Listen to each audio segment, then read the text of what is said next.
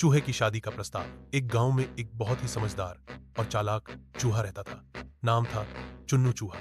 चुन्नू अब शादी की उम्र में आ गया था, लेकिन उसे कोई आम चूहिया नहीं चाहिए थी। उसे तो चाहिए थी सबसे सुंदर और ताकतवर दुल्हन। एक दिन चुन्नू अपने बाबा के पास गया और बोला, बाबा, मैं अब शादी करना चाहता हूँ, लेकिन मेरी दुल्हन सबसे महान होनी चाहिए। बाबा ने दाढ़ी सहलाते हुए कहा, तो फिर सबसे ताकतवर से शादी कर लो।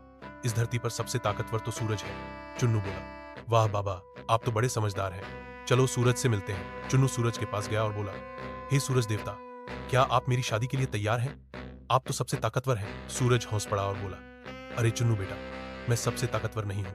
बादल जब आते हैं तो मुझे ढक लेते हैं। उनसे पूछो, वे मुझसे भी ताकतवर हैं। चुन्नू बोला, ओह, चलो फिर बादल से बात करते हैं। अब चुन्नू पहुंचा बादल महाराज के पास और शादी का प्रस्ताव रखा। बादल बोले, मैं तो ताकतवर हूँ, लेकिन जब हवा चलती है ना, तो मुझे इधर उधर उड़ा देती है।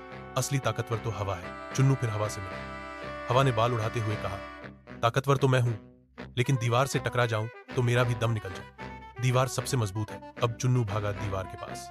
दीवार बोली, मैं तो बस खड़ी रहती हूँ। असली ताकतवर तो वो चूहे हैं जो मुझे भी कुतर डालते हैं। चुन्नू खुशी से उछल पड़ा, मतलब मैं ही सबसे ताकतवर हूँ। फिर मुझे किसी बड़ी शक्ति से शादी करने की क्या जरूरत है? मैं तो अपनी गली की चूहिया चिंकी से ही शादी करूंगा। चिंकी पहले से ही उस पर फिदा थी। उसने झट से हाँ कर दी और दोनों की शादी धूमधाम से हो गई। लड्डू, ढोलक और डीजे के साथ। शिक्षा या कहें मजा की बात। कभी कभी हम जो ढूंढते हैं वो हमारे पास ही होता है, बस हमें खुद की काबिलियत पहचाननी होती है। और हाँ, चूहे भी दिमाग से शादी करते हैं, डोले से नहीं।